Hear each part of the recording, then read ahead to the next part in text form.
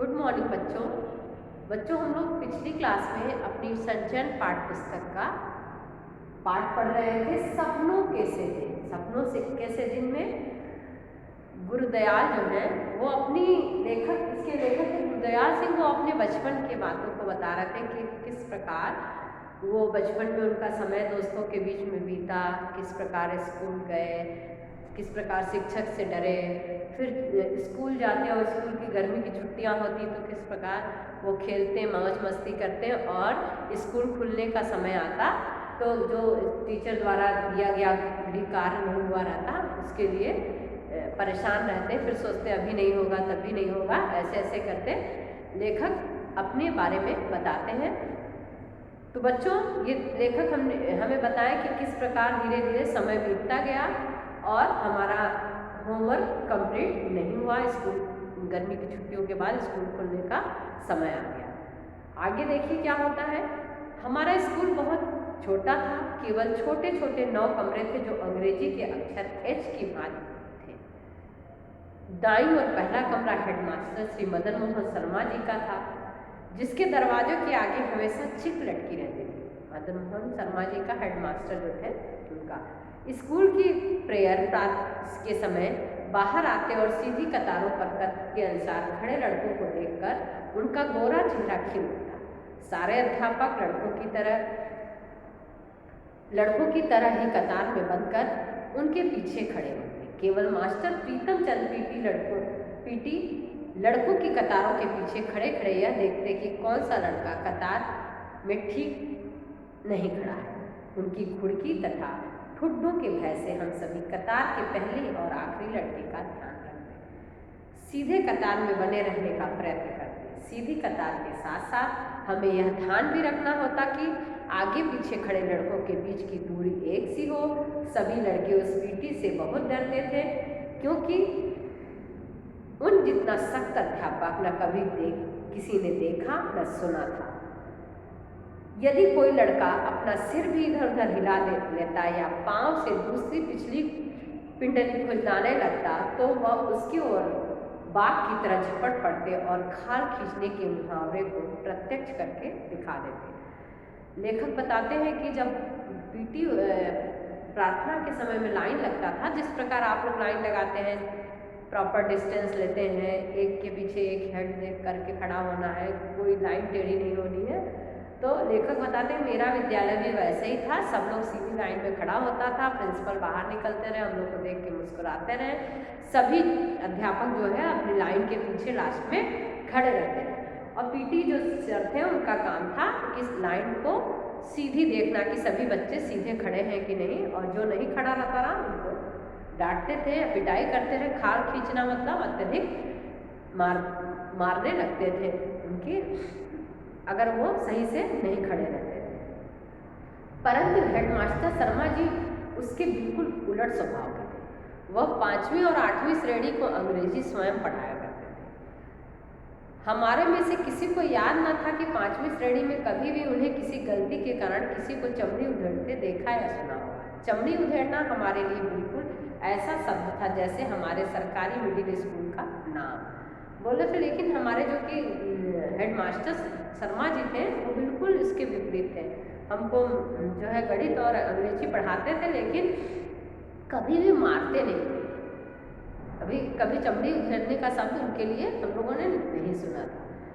अधिक से अधिक वो गुस्से में बहुत जल्दी जल्दी आंखें झपकते, अपने लंबे हाथ की उल्टी उंगलियों से एक चपत हमारी गाल पर मार देते और मेरे जैसे सबसे कमजोर शरीर वाले भी सिर झुकाकर नीचा किए हंसते थे। वह चपत तो जैसे हमें भाई भीखे की नमकीन पापड़ी जैसी मज़ेदार लगती, जो तब पैसे की शायद 2 आ जाया करती थी। वो ऐसे मार देते थे।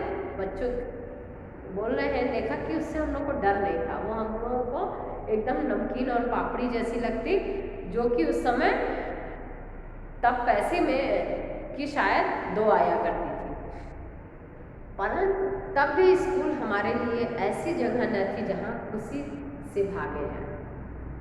पहली कच्ची श्रेणी से लेकर चौथी श्रेणी तक केवल 5-7 लड़कों को छोड़ हम सभी रोते चिल्लाते ही स्कूल जाते थे। पहली कच्ची श्रेणी से लेकर चौथी श्रेणी तक। तब देखिए आज छोटे बच्चे भी खुशी से उत्साह से स्कूल आते हैं, तब 4th में पढ़ने वाला बच्चा भी पेरेंट्स उसको डांट डपट के खींच करके स्कूल उसको ले आते थे।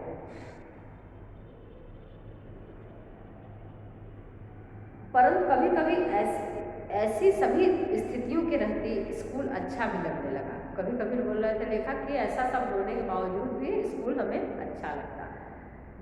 कब अच्छा लगता? जब स्काउटिंग का अभ्यास करवाते समय पीटी साहब नीली पीली झंडियां हाथों में पकड़ाकर 1 2 3 करते, झंडियां ऊपर नीचे दाएं बाएं करवाते तो हवा में लहराती और फड़फड़ाती झंडियों के साथ साथ खाकी वर्दियों तथा गले में 2 रंगे रुमाल लटकाकर अभ्यास किया करते। हम कोई गलती न करते तो वह अपनी चमकीली आंखें हल्के से झपकाते, कहते शाबाश। जैसे आप लोग क्या परेड वरेड की तैयारी होती है तो बच्चे बोल रहे हैं कि कभी कभी स्कूल अच्छा भी लगता है जब पीटी सर हम लोगों को झंडा लेकर के परेड करवाते और गले में रंग बिरंगी रुमाल हम लोग अपने स्काउट की लेकर चलते और हम लोग अच्छे से परेड करते 1 2 3 जो बोलते तो पलक झपका करके शाबाशी में हम लोगों को मुस्कुरा के पलक भी झपकाते थे। वेल बिगिन अगेन 1 2 3 3 2 1 की एक शाबाश ऐसे लगने लगती जैसे हमने किसी फौज के सभी तमगे जीते हैं, जैसे फौज का बहुत बड़ा पदक पाया हो। अगर वो खुश हो जाते रहे तो उनकी शाबाशी हमको जो है लगती रिपोर्ट जो पदक सेना में मिलता है उसके समान लगती थी। कभी यही एक शाबाश सभी मास्टरों की ओर से हमारी सभी कापियों पर साल भर की लिखी गुड का वचन से अधिक मूल्यवान लगने लगता। कभी ऐसा भी लगता कि कई साल की सख्त मेहनत से प्राप्त की पढ़ाई से भी पीटी साहब के डिसिप्लिन में रहकर प्राप्त की गुडविल बहुत बड़ी थी। परंतु यह भी एहसास रहता कि जैसे गुरुद्वारे का भाई जी कथा करते समय बताया करता था कि सतगुरु के भय से ही प्रेम जागता है, ऐसे ही पीटी साहब के प्रति हमारे प्रेम की भावना जाग जाती। डर से, सतगुरु के भय से यानी पीटी साहब के भय से ही हमारी प्रेम की भावना जाग जाती। यह ऐसा भी है कि आपको रोज फटकारने वाला कोई अपना यदि साल भर के बाद एक बार शाबाश कह दे तो यह चमत्कार सा लगने लगता है। हमारी दशा भी कुछ ऐसी थी क्योंकि हमेशा पीटी साहब जो है पीटी के टीचर मारते थे, डांटते थे और जब थोड़ा भी शाबाशी दे देते रहे तो हम लोगों को बहुत ही अच्छा लगता था उनकी शाबाशी सुनकर। हर वर्ष अगली श्रेणी में प्रवेश करते समय मुझे पुरानी पुस्तकें मिला करती। हमारे हेडमास्टर शर्मा जी एक लड़के को उसके घर जाकर पढ़ाया करते थे। वे धन्याढ़ लोग थे। उनका लड़का मुझसे 1-2 साल बड़ा होने के कारण मेरे एक श्रेणी आगे रहा। हर साल अप्रैल में जब पढ़ाई का नया साल आरंभ होता तो शर्मा जी उसकी 1 साल पुरानी पुस्तकें ले आते। हमारे घर में किसी को भी पढ़ाई में दिलचस्पी न थी। यदि नई किताबें लानी पड़ती जो तब 1-2 रुपए में आ जाया करती थी तो शायद इसी बहाने पढ़ाई 3री-4थी श्रेणी में ही छूट जाती। कोई 7 साल स्कूल में रहा तो एक कारण पुरानी किताबें मिल जाना भी था। लेखक बताते हैं कि हमारे जो हेडमास्टर थे शर्मा जी, वो किसी बच्चे को पढ़ाते थे। जो लेखक बताते हैं उनसे 2 क्लास कक्षा में आगे था तो उनके जो हेडमास्टर हैं वो उसकी पुरानी किताबें लाकर इनको देते थे। लेखक कहते हैं मेरे पढ़ने ना पढ़ने में किसी परिवार को कोई भी रुचि नहीं थी, पढ़े या ना पढ़े। अगर किताब ना मिलता, पुरानी किताबें ना मिलती तो शायद हम 6-7 दर्जे तक ना आते। 3-4 में ही मेरी पढ़ाई छूट गई होती। उस समय जो किताबें थी 1-2 रुपए की मिलती थी लेकिन वो भी घर वाले लोग नई किताबें नहीं खरीदते थे। कोई 7 साल स्कूल में रहा तो एक कारण पुरानी किताबें मिल जाना, यानी 7 साल तक पढ़े तो इसका कारण यह था कि पुरानी किताबें उनको हमेशा मिल जाती थी। कापियों, पेंसिलों, होल्डर या स्याही दवात में भी मुश्किल से 1-2 रुपए साल भर में खर्च हुआ करते थे। परंतु उस जमाने में 1 रुपया भी बहुत बड़ी रकम हुआ करती थी। 1 रुपए में 1 सेर घी आया करती और 2 रुपए में 1 मन यानी 40 सेर गदम। इसी का खाते पीते घरों के लड़के ही स्कूल जाया करते। हमारे 2 परिवारों में मैं पहला लड़का था जो स्कूल जाने लगा था। कह रहे थे 1-2 रुपये में पेन पेंसिल भी आती और लिखने के लिए स्याही वगैरह, लेकिन वो सब भी कोई 1 रुपया भी वहाँ समय के अनुसार से कोई बहुत सस्ता नहीं था। 1 रुपये में 1 किलो घी, 2 रुपये में 1 मन चावल, मतलब इस ढंग का अनाज मिल जाता था। तो लेखक बताते हैं कि उस समय जो पैसे वाले घर के खाते पीते घर के लड़के ही ज़्यादा पढ़ाई करते थे।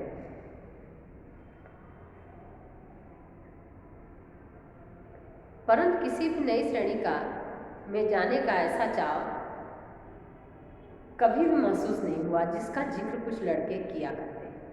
अजीब बात थी कि मुझे नई कापियों और पुरानी पुस्तकों में से ऐसी गंध आने लगती कि मन बहुत उदास होने लगता। इसका ठीक ठीक कारण तो कभी समझ में नहीं आया, परंतु जितनी भी मनोविज्ञान की जानकारी है, इस अरुचि का कारण यही समझ में आया कि आगे की श्रेणी की कुछ मुश्किल पढ़ाई और नए मास्टरों की मारपीट या भय ही कहीं भीतर जमकर बैठ गया था। सभी को नए होते थे, परंतु 2-3 हर साल ही वह होते जो कि छोटी श्रेणी में नहीं पढ़ाते थे। सब तो नए ही होते। बच्चे बोल रहे हैं कि पुरानी किताबों की महक वो सब तो जो था ही, वो उत्साह और फीका पड़ जाता कि टीचर का मार डर भय ये जो था ये मेल था।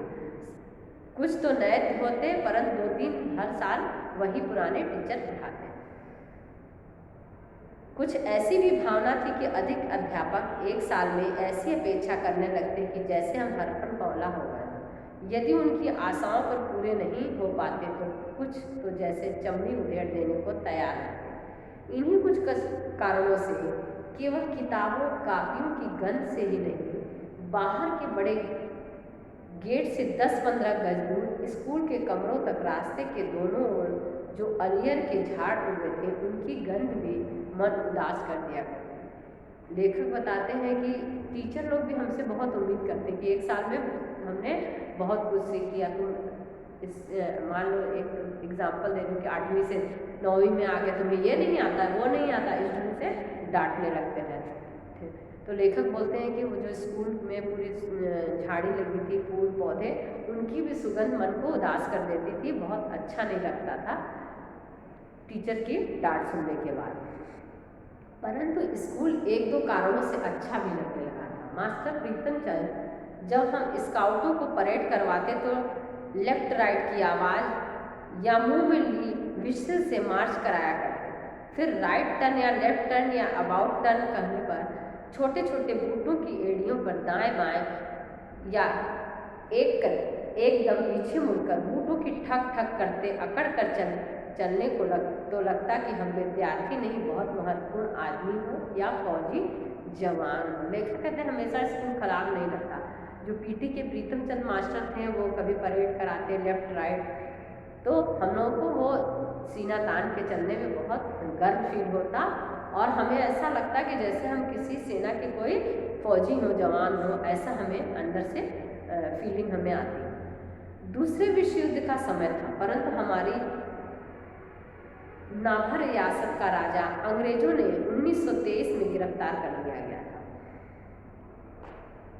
और तमिलनाडु में कोडाईकनाल में ही जंग शुरू होने से पहले उनका देहांत हो गया। उस राजा का बेटा कहते थे कि अभी विद्यालय में पढ़ रहा था, इसलिए हमारी देसी रियासत में भी अंग्रेज की ही चलती थी। फिर भी राजा के न रहते अंग्रेज हमारी रियासत के गांव से जबरन भर्ती नहीं कर पाया था।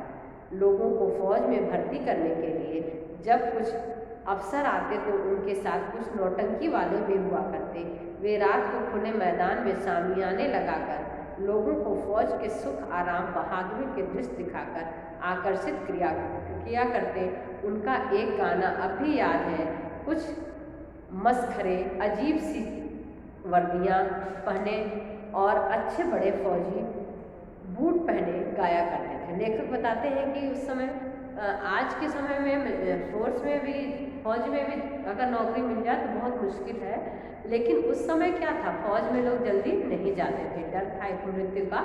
तो वहाँ पर बड़े बड़े अफसर जब आते थे गांव में तो एक नौटंकी लेकर आते रहे कि उसको गाना गा गा कर फौज की सुविधाओं के बारे में बताता था कि आप फौज में भर्ती होंगे तो आपको ये सुविधाएं मिलेंगी, जिसके माध्यम से आपको अच्छा लगेगा, आप अच्छे से अपना जीवन निर्वाह कर सकेंगे और अपने जीवन को अच्छे से चला सकेंगे। एक गाना अभी भी याद है जो यहाँ पर है, देखिए, भर्ती हो जा रे रंग रूट, भर्ती हो जा रे, अठे मिले सेट टूटे, लीतर उठे मिले दे बूट, भर्ती हो जा रे रंग रूट, अठे पहन से फटे पुराने, उठे मिलेंगे सूट, भर्ती हो जा रे रंग रूट। इन्हीं बातों से आकर्षित करें कि जो तुम भर्ती हो जाओ, तुम जो फटे जूते पहने हो वो नए जूते बूट मिलेंगे तुमको, जो फटे पुराने कपड़े मिले हो उसके जगह पे अच्छे अच्छे सूट मिलेंगे, तो तुम भर्ती हो जाओ। ऐसे ऐसे करके गाना गा करके लोगों को आकर्षित करते रहें कि किस तरह आपको फौज में भर्ती होना है। तो बच्चों, अभी हम लोग आज की क्लास में इतना ही पढ़ेंगे, बाकी के पार्ट को हम लोग अगली क्लास में पढ़ेंगे और पार्ट पूरे करेंगे। तो बच्चों, आज की क्लास यही समाप्त होती है, आप पार्ट को अच्छे से पढ़ेंगे।